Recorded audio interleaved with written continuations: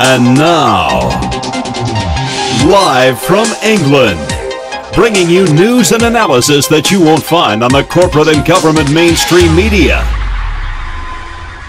It's the WideShut Webcast.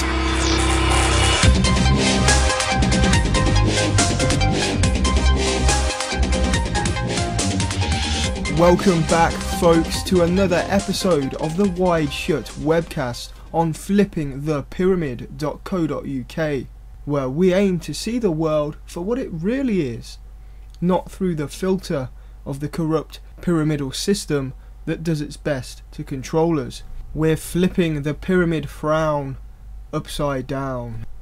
Now, in case you're a new listener, the WideShut Webcast is first broadcast each Sunday at 8 PM UK time on the radio page there on flippingthepyramid.co.uk, and you can find all the archives, all the past shows, all the old episodes on my website at wideshut.co.uk. That includes a YouTube version, because I know lots of people prefer just to play the YouTube version, or there's an MP3 file to download and do what you want with. There's iTunes, an RSS feed that you can subscribe to. It's all there for you to listen to in any way that you want. And of course, feel free to share the show around, upload it to torrent sites, or whatever else you can conjure up through the interwebs that we are all connected to. As always, there's quite a lot of news we can get to this week. Well, there's almost 2 weeks of news that we can get to, because I didn't do a show last week, even though I only just returned. Let's just say free wine, a wedding, and a giant hangover kept me from doing this show last week. The old Robbie Williams song, "When I'm Drunk I Dance Like Me Dad," kind of proved itself true that night, so we won't go into that. But anyway, it is, of course, or it was last week, the 7th anniversary of the 7/7 London bombings. 77777. Now, if you followed my work, 7/7 is pretty much one of my main topics that I talk about. I've made 2 films now on the subject, although the newer one, in my opinion, is the one that people should be watching. 7/7, The Big Picture, was more of a build-up to the better, more polished film that's out now, which of course is available for free online, and is also purchasable as a DVD if you want to thank me for the work. That is 7/7 What Did They Know? And I point listeners to the title 7/7 What Did They Know because it's really a fundamental question. What did the security services, the intelligence agencies, know at that time about the alleged bombers who supposedly murdered 52 people on 3 trains and a bus?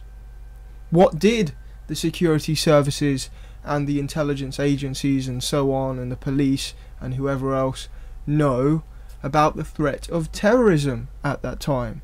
What did they know about the role of radical Islam and how young men in Britain were being radicalized?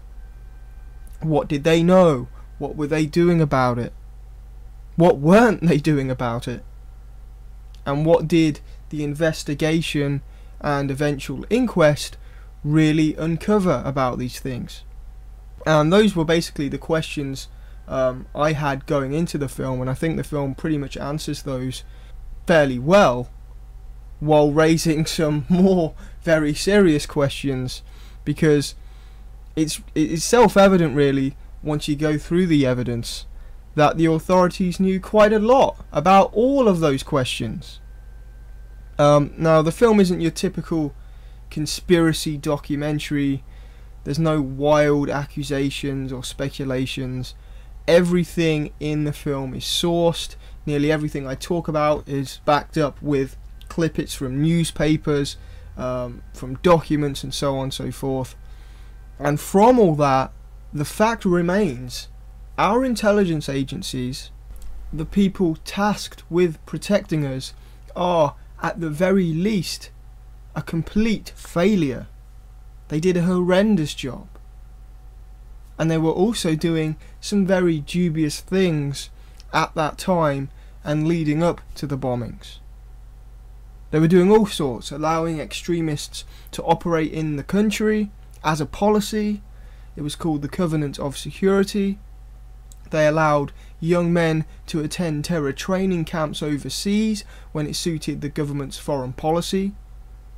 I mean, they did it again recently when they allowed British-based Muslims to go fight against Gaddafi. And in the 90s, they allowed British-based Muslims to go overseas and fight in the Balkans alongside the Muslim extremists, alongside the KLA. And many of those people came back home militarized and even further radicalized and warped by this offshoot form of Islam, the version the West has promoted overseas since the late 70s. But that's deep politics, and the BBC doesn't like getting into deep politics. What else were the authorities doing at that time? Well, they were withholding intelligence from different departments so the bombers' names weren't flagged up. Or in one case, they cropped an image of the alleged bombers so badly, this black and white rubbish, that neither of them could be recognised when they showed it to somebody over in the States, Junaid Babar. And remember, this is during a time of abundant technology. When was the last time you saw a black and white photocopy? It's not like MI5 go down to the happy shopper and pay 5p to have their photocopies done. But it seems like that's what they were doing at that time. They couldn't even get a colour photo of somebody of interest. MI5 at that time were working directly with extremists, turning them into informants, turning a blind eye to their preaching and their rhetoric because they were getting information from them, supposedly. There's so much shenanigans that surround 7/7 and can be officially proved with documentation that there's no denying MI5, MI6, etc. had a role in it. How direct that role is not clear, but as the family members have rightfully pointed out, there's enough unanswered questions, enough incriminating evidence, enough negligence, enough dubious connections, that a full independent public inquiry is still something the family members feel is needed. I don't know whether it would ever be worth doing that now. If there's criminals in power, what do you expect the criminals to do? Investigate themselves? It's about the people coming together and realising the facts about 7/7. You don't necessarily need the government to tell you officially what happened if you can go out and discover this information for yourself. But an inquiry would hopefully reveal even more information and go down these leads that I've gone down in the film. And the inquest, that being said, the inquest the other year was another giant failure. It was supposed to determine how the passenger deaths occurred. That's what an inquest is. How did this death come about?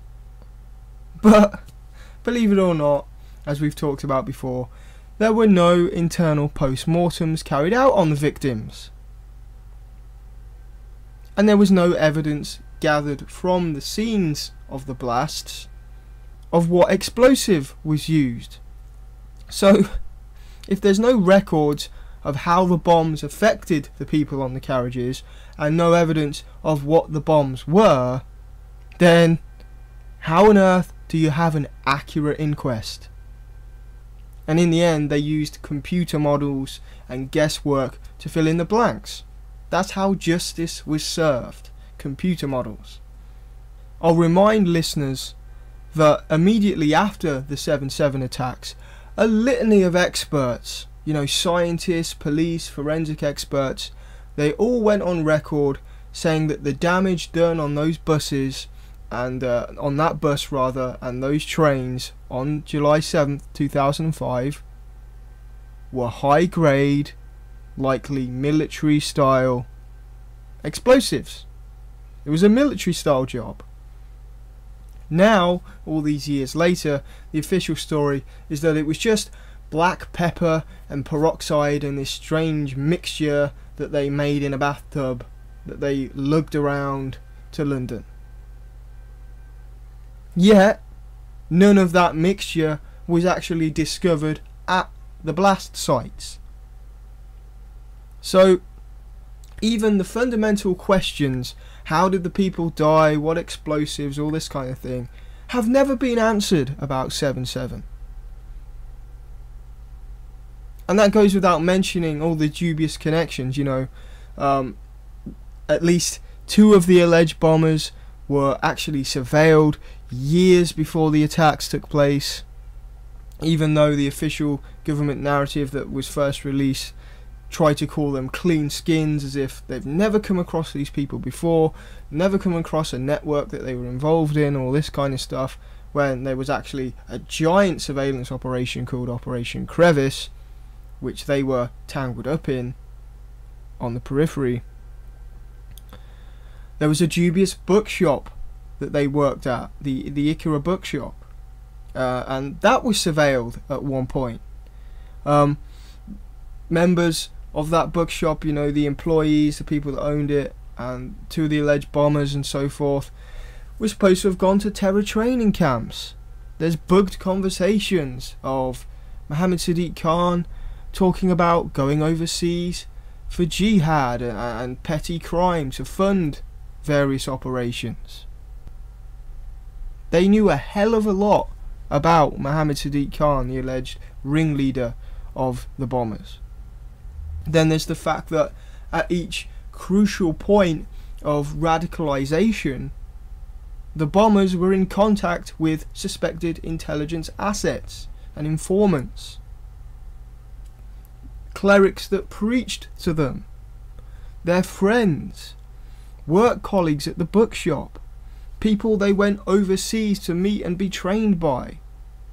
All of these people have been linked to the intelligence agencies as informants, or highly suspected. No one's ever going to admit it exactly, but highly suspected intelligence. They were highly suspected of being involved with the intelligence agencies.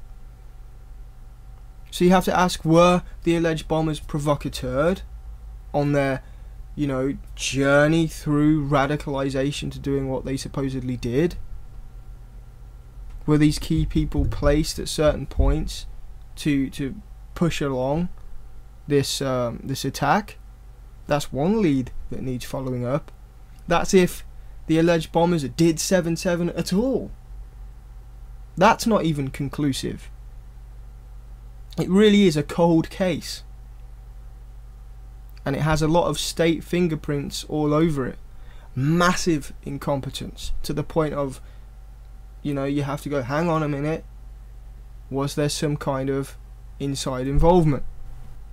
So if you want a post-inquest up-to-date analysis of 7/7 without the speculations and exaggerations and factual errors of older films like Ripple Effect, then please check out 7/7 What Did They Know? Or you can purchase a DVD copy from wideshut.co.uk/donate. Everything you need to see the film can be found on the website. Or you can wait until sometime in August, because I'll be back with the specifics on that, but the film is also being aired on Sky Channel 201, which is the small Paradigm Shift TV outlet.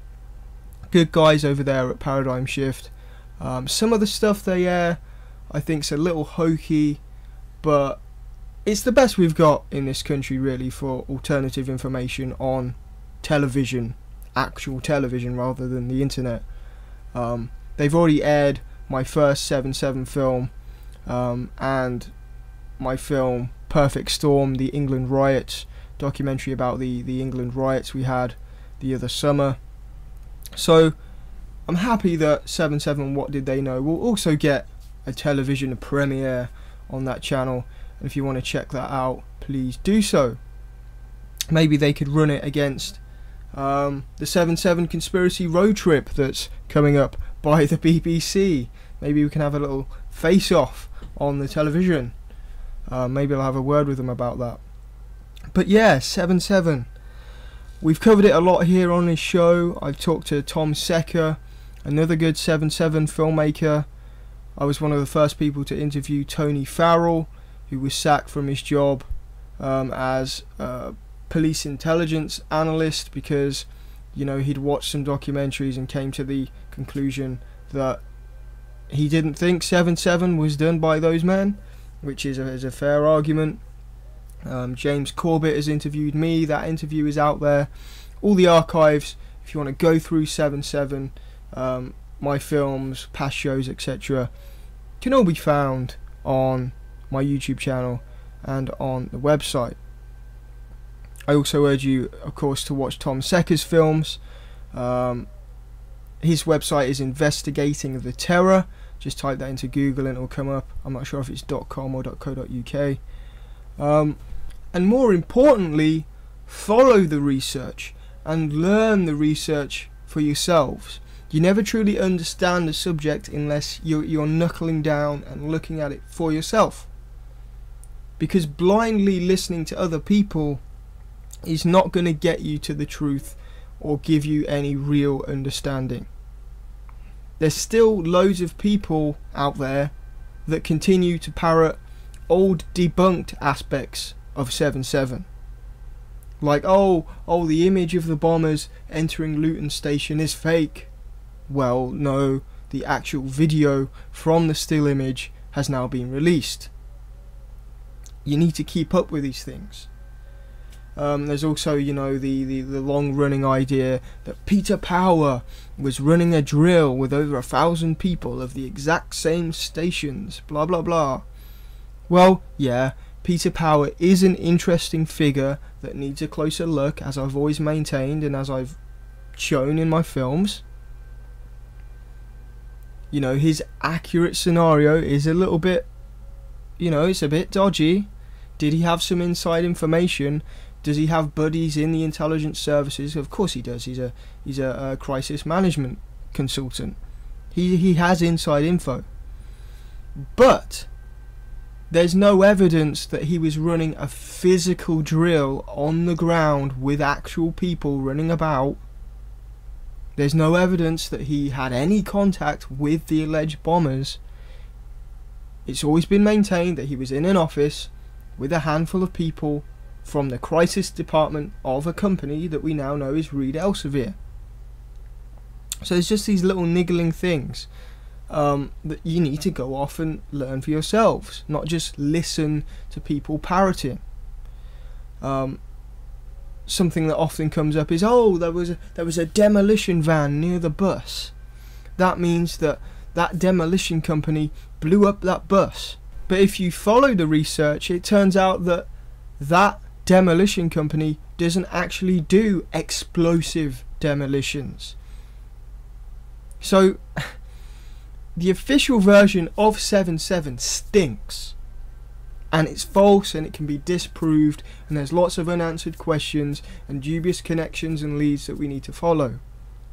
But people are strawmanning themselves by not keeping up to date with the evidence and getting stuck in that early narrative that was put out by the Messiah, Muad'Dib, the ripple effect narrative, and earlier films, you know, MI5, former MI5 agent David Shayler, who also strangely calls himself the Messiah as well. Just because they're the most popular films doesn't mean they're the most accurate.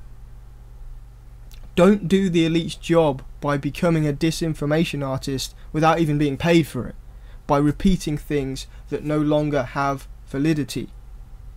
Look into it for yourself. The official story isn't correct, but that doesn't mean we buy every evidenceless conspiracy theory somebody tells us. COINTELPRO works by putting out disinfo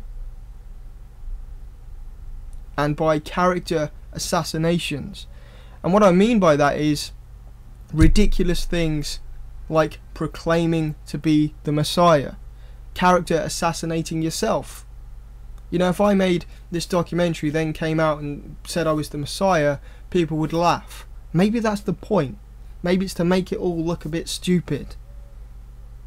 Now, don't get me wrong, Muad'Dib, real name John Hill, David Shayler, the slightly goofy duo of Nick Colostrum and Tony Farrell, they may all be great, well-meaning people that do honestly want the truth. But often the effect is the same whether there's real COINTELPRO or not. I think there's a carelessness, an ego-driven element with how many researchers and figures approach 7/7. Some of them take themselves and their opinions far too seriously, and they're not willing to advance with the research. You know, I've never been ego trapped or stuck with one, conspiracy theory about 7/7. I redid my whole film when I discovered new facts and different information. We need to get back to basics, folks. What are the facts? What is the best way to present them? And how do we reach people effectively? That doesn't involve growing a really long beard and starting a cult or going on UFO programs while trying to act seriously about 7/7. Let's keep it real. And of course, I'm not saying people can't grow long beards and join cults or go on UFO programs to share their story or whatever. I'm just saying, if you actually want to affect change, let's not make it hard for ourselves. Let's not strawman ourselves. Let's not make ourselves look stupid. If we want to reach people, it's got to be as factual and as accessible as possible. And I think some of the 7/7 researchers aren't doing that. Let's just put it that way. Okay, we're going to go for our first break here tonight, and when we come back we're going to be getting into the latest on the Iran front with the Iran propaganda from the West and Israel. Don't go anywhere, it's the WideShut Webcast with me, Keelan, Balderson. Floating in a sea of misinformation, outright lies, blatant propaganda, and institutionalized indoctrination, we aim to see the world as it really is. We are flipping the pyramid. Change your luck, and then I'll teach you how to find yourself. La America.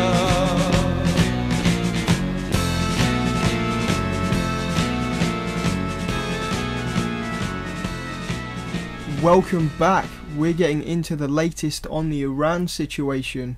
Iran, which is a non-violent country in the Middle East, who have decided to pursue nuclear energy, and there's no evidence that they're pursuing anything other than nuclear energy. Well, they have quite rightfully declared that should the warmongering nuclear states of the West, states with nuclear weapons, and Israel, a state with nuclear weapons, if they baselessly attack Iran while they're being peaceful and non-violent, Iran will defend themselves. That's what they've declared. And this is really, in my opinion, why the Anglo-American-Israeli pact haven't already attacked Iran. Because A, they still don't really have a reason that holds any weight. Everything we hear on the news about Iran is generally propaganda or implanted intelligence by Israel, who is a nuclear state not signed up to the Nuclear Non-Proliferation Treaty like Iran is. Completely absurd. It makes the whole situation just have no credibility whatsoever. And the second reason why I don't think the Anglo-American-Israeli pact have attacked Iran yet is because Iran isn't going down without a fight. There's no threat from Iran. There's no evidence of nuclear weapons in Iran, and if they're attacked by the emerging New World Order, the one seeking a second Cold War, then Iran will defend themselves. So unless the Israelis or Americans or the British want to deal with Iranian jets bombing major cities or vital trade routes in the ocean being closed down and all the costs and problems that go along with that, then they better quit peddling this propaganda that Iran is about to nuke everyone. Because it's not true. There's no evidence. It's just Iraq version 2. But this time, there isn't even a mad militarist dictator at the helm. It's really like attacking any other European country. It'd be like if we decided to attack France. There's nothing you could point to by any stretch that would legitimize a military strike on Iran or France or wherever.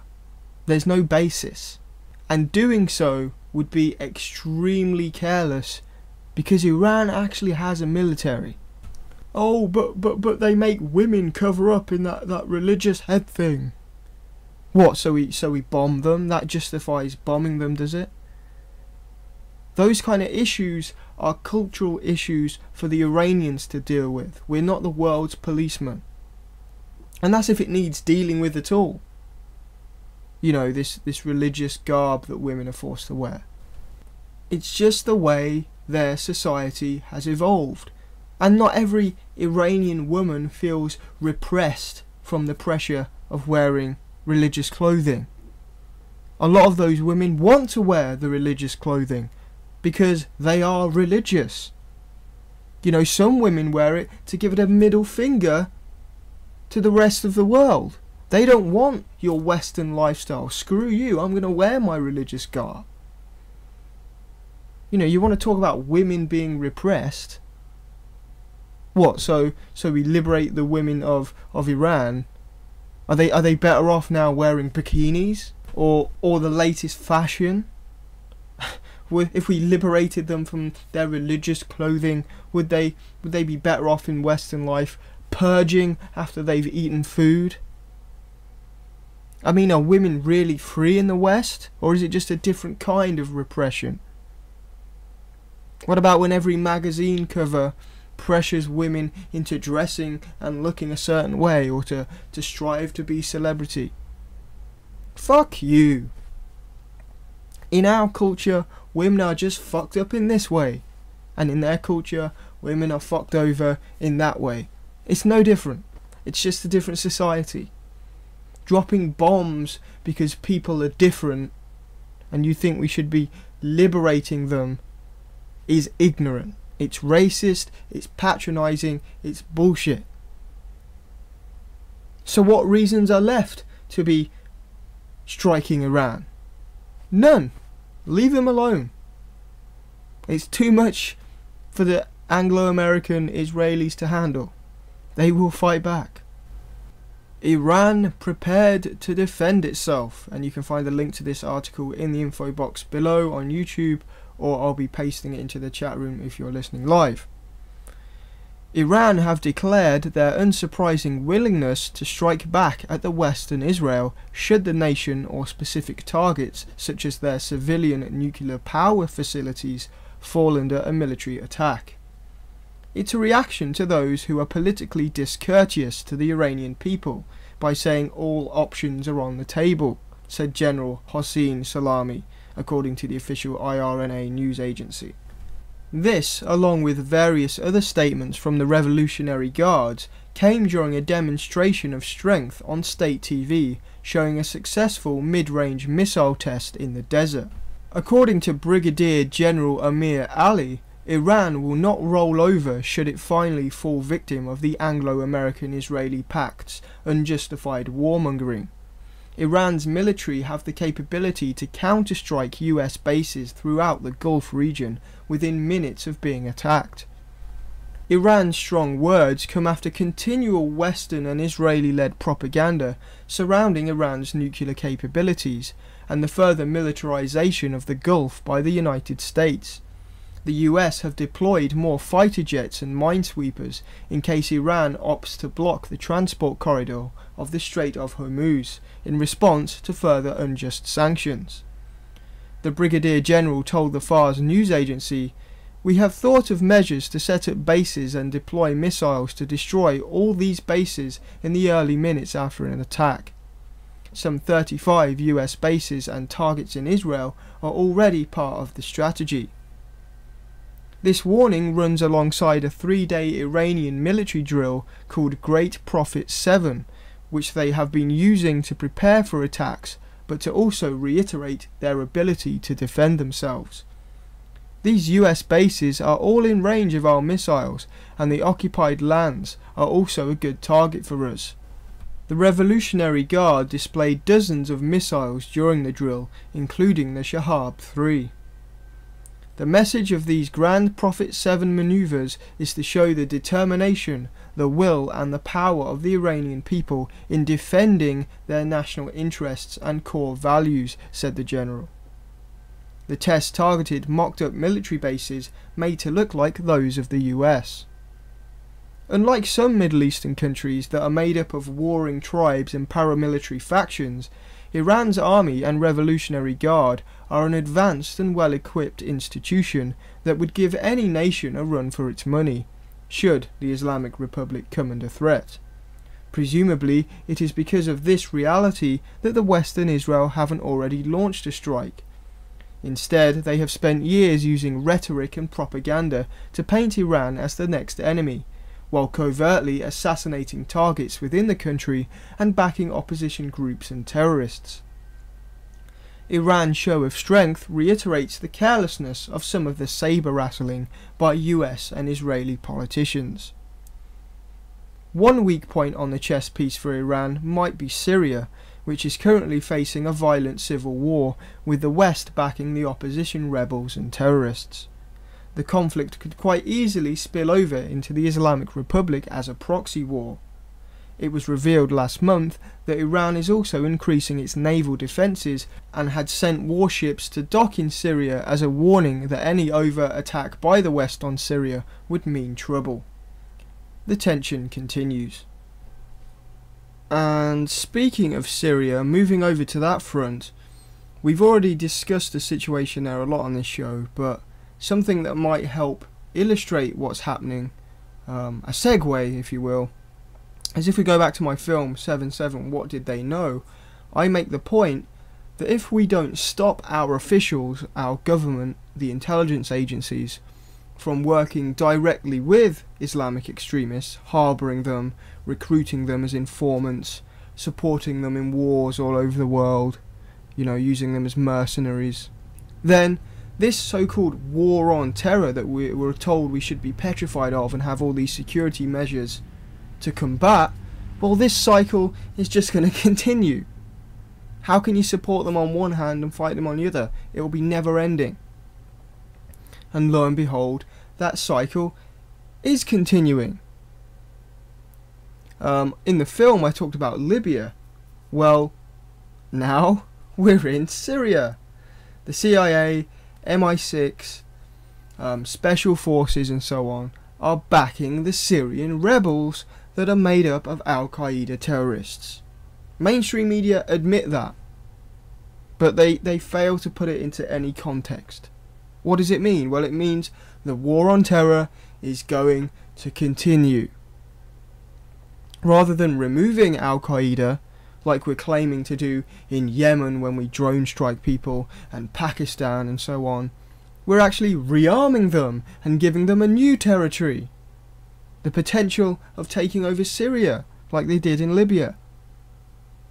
You can go to The Guardian and it will show you Al-Qaeda flags waving above Libyan courthouses. Is that what we're going to get in Syria? While we liberate them? It's simply the Anglo-American Israeli empire continuing its agenda in the Middle East and moving towards a second Cold War. It could be that they use the Al-Qaeda mercenaries in Syria to spill over into Iran and join forces with the likes of Jundullah and the opposition groups there that are, committing terrorist attacks and things in Iran. It could be that it ends up all moving forward to China and Russia. It could be that we send troops into Syria to fight Al-Qaeda later on when we put them in there. Because it may end up being too difficult to actually get overt Western boots on the ground in Syria. So to get Western boots on the ground, we can go, oi look, there's Al Qaeda in there, even though we were supporting them essentially as we support the rebels. Either way, the New World Order system wants the Western bases and the corporate influence in Syria. And this, of course, is going to take place while our rights are being taken away to protect us from the terrorists our governments have been manipulating from a distance since the 70s. Hooray! We're going to go for another quick break and jump over to our good friend Imani, Hekima, and Nothing's What It Seems. Imani's debut album Imanifesto is now available on Amazon. I'll drop the link in there, or it will be in the info box on YouTube. We've played quite a lot of his songs on the show before. Nothing's What It Seems is the ending theme to 7/7 What Did They Know? So if you support independent media and independent music, please check out Imanifesto, and here's Nothing's What It Seems from the album.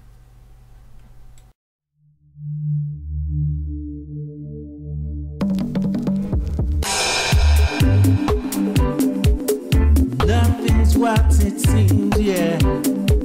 Hey, yeah.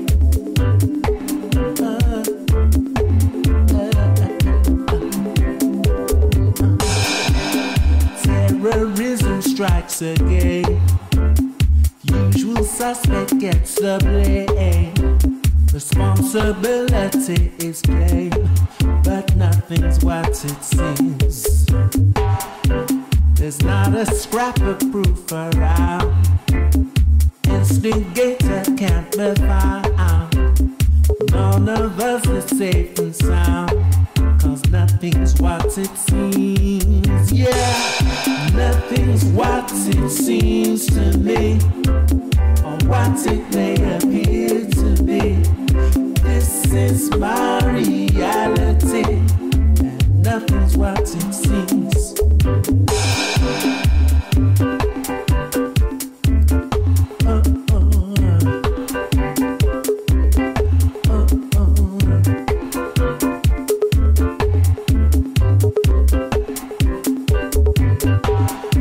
Steadily suspicion grows, especially when nobody knows who's a friend and who's a foe, and nothing's what it seems. The young and old, the rich, the poor, walk around in shock and awe. The only thing that can be sure is nothing's what it seems. Yeah, nothing's what it seems to me, or what it may appear to be. This is my reality, and nothing's what it seems. Nothing's what it seems to me, or what it may appear to be.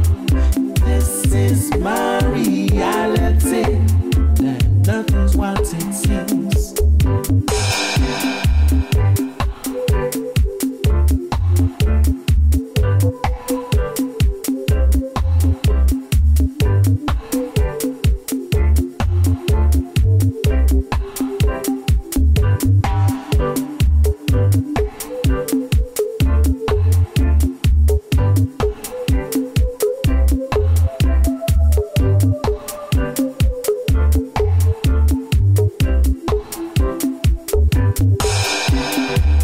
Terrorism strikes again.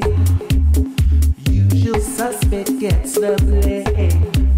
Responsibility is plain, but nothing's what it seems. There's not a scrap of proof around.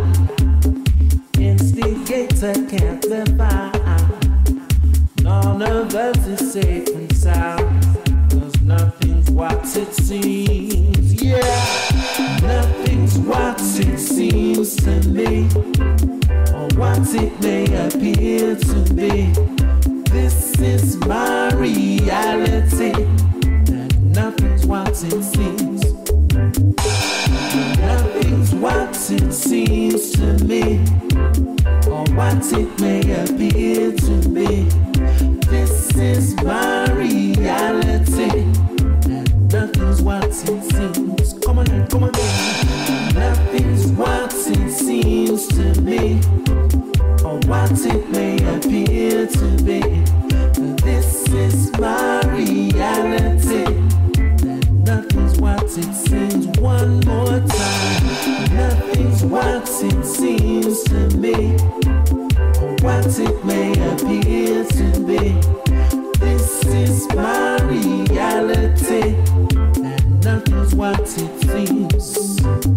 And terrorism strikes again. Terrorism strikes again.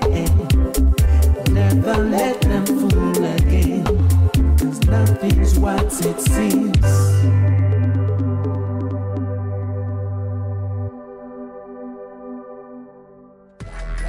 To the WideShut webcast. We're jumping over to the email comment segment of the show, where I get to your emails and comments. This week it ties in with Syria. This comment comes from YouTube user Wake Up to NWO and is in regard to the last show that I did on Syria, which would be 2 weeks ago. This is what Wake Up to NWO says. While everything you say about Syria and the West arming the rebels is true, please understand that Russia have made a lot of money selling arms to Syria, and that Russia have a Rothschild central bank. All the money from both sides go into or come from their central banks. Russia are now printing a new currency for Syria through their Rothschild bank. The world war will be controlled by the same people who controlled both sides in World War II. As if they're still alive. I know what you mean. It's important to not choose a side in war. Peace. Well, quite a bit to address there, but I'll try and go through it bit by bit. The first part of the comment: please understand that Russia have made a lot of money selling arms to Syria. I don't necessarily dispute that. They have made money selling some arms to Syria, although they recently decided to stop doing that. They've called back an order of fighter aircraft, which was in the news last week, or earlier this week maybe. The thing with Russia is, yeah, they have a lot of mob rule, like literal mob rule. I'm talking the mafia that control a lot of Russia. Yes, there's a corrupt government like any other government. I'm not a fan of government. I'm not a fan of Russia. But on the current geopolitical chessboard, it's not Russia invading half the Middle East. It's not Russia drone attacking innocent civilians. It's the Anglo-American-Israeli pact. And they're the ones slowly bulldozing their way towards Russia. And they have military bases all around the world going up to Russia.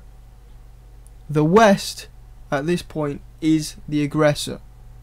It doesn't surprise me that Russia would want to back Assad and sell weapons to his regime. I'm not saying that that's necessarily the moral position. War is never the moral position, but it is what it is. I'm personally more concerned with the actions of the Anglo-American Empire than with Russia.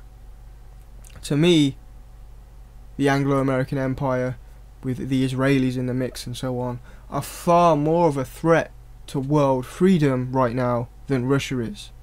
We're basically in a second Cold War. So these proxy conflicts, like we're seeing in Syria, are going to happen. Just like they happened in the 70s, when the Cold War came to a close, 70s and 80s with the Afghan War, Soviet-Afghan War. It's the same sort of thing.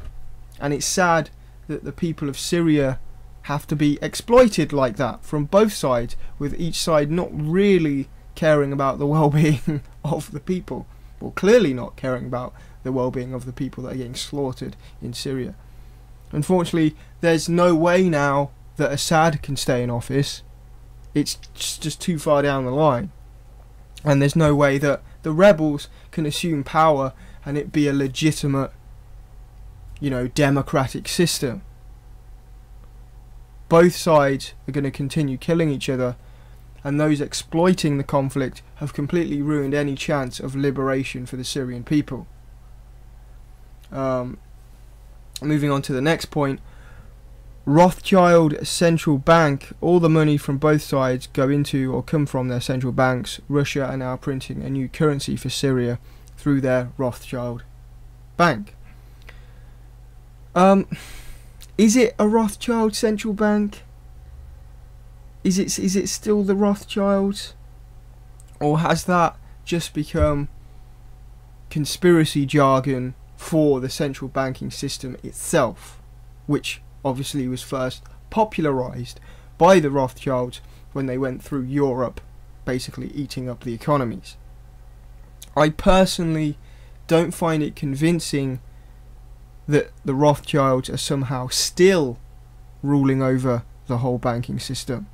It's a meme, it's a strong meme within the alternative community and the conspiracy kind of community, but does it really hold water? I'm not sure that it does.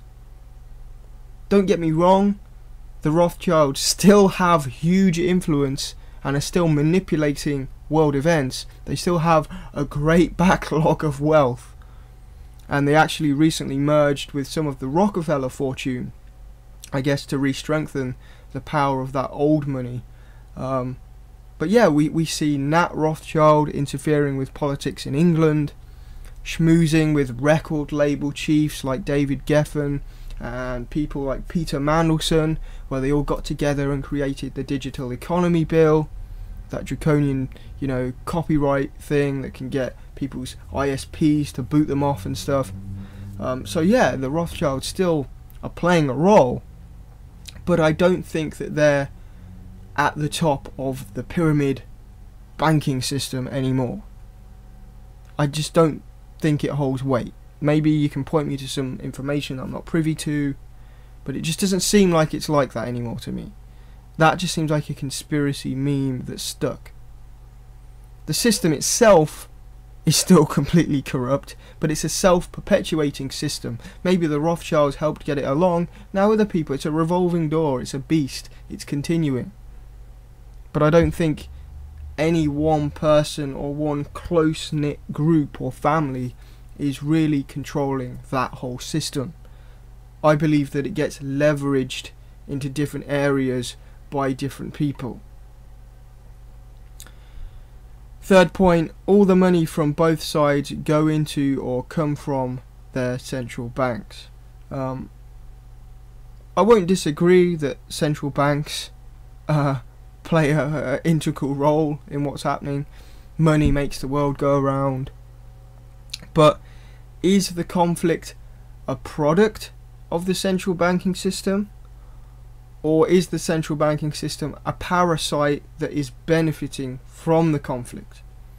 It's probably a bit of both. And I don't think we're ever going to truly be able to find out, how much, what percentage of it is the banking system and politicians and the corporate system. It's all kind of interwoven. But I think the point you're kind of hinting at here is that Russia are controlled or are in cahoots with the Western elite, and it's kind of a New World Order pantomime playing out. I personally don't think it's quite as simple as that. There is very real tension and competition between the Anglo-American elite and the Russians, in my opinion. They may cut a deal at a later date or something, and I'm sure there are obviously corporate figures on both sides that are in cahoots through business, and they're pushing for a globalized world. But just because Russia has a central bank, or a quote Rothschild central bank, and we also have central banks, I don't think it automatically means they're all on the same side. And I hope that explains my perspective on things. Right now, I don't see Russia as the main threat, so I don't focus on it. Although, I will say they are very clever with their media, and the likes of Russia Today that no doubt showcase the Western anti-establishment opinion so strongly like they do, because somewhere back there Russia hopes that if, for instance, there's a big revolution in the US brought about by some of the coverage that RT puts out there, then maybe Russia can somehow swoop in and assert itself on the world stage. So the people who go on RT and so forth probably need to keep that in mind. Now, there was a lot more I did want to get into this week, but we're coming up to the hour mark. Some things I've got listed here. Obviously, the big terror threat the other week here in Britain turned out to be some bloke refilling his electronic cigarette rather than a terrorist making a bomb. Just again, reiterating what I said 2 weeks ago. People are so out of touch. Everyone's common sense has just completely evaporated. Just because you see some kind of smoke on a bus, or in this case water vapour, because that's what's in these cigarettes, doesn't mean it's a bomb. You're more likely to be stung by a bee or to be hit by a car than be on a bus with a terrorist who's about to set off a bomb. You know, the common sense thing to do would be to just go over to the passenger or call out to him and say, "Hey buddy, what are you doing there?" "Oh, it's a cigarette, no worries." Why you gotta call the police and have the anti-terror brigade shut down a whole motorway for? The paranoia caused by the skewed mainstream media is absolutely ridiculous. And it doesn't show any sign of going away after things like that. Something else we didn't get to, but I'll paste the link into the chat, is this article that I covered the other week. Green lobby could sue government for cutting wind farms. Although they like to view themselves as a suppressed group of rebels, the Green movement is an all-powerful, moneyed lobby that increasingly asserts its agenda over the governments of the world. In a recent example of this, lobbyists for the much detested and often inefficient wind farm industry are threatening to sue the UK government if they don't clarify the subsidy system, the process of essentially awarding wind farm manufacturers taxpayers' money for no other reason than because it's supposedly good for the environment, or more aptly, good for the green agenda's coffers. So basically, if you read on, the wind farm crowd are up in arms because the government wants to cut the amount of money it gives to them to manufacture the wind farms. That's right, we're paying for a lot of this stuff. Of course, it's all a scam, because as we've covered on the show before, wind turbines use rare earth minerals in their magnet mechanism. Minerals that have to be mined from the ground. It's not sustainable at all.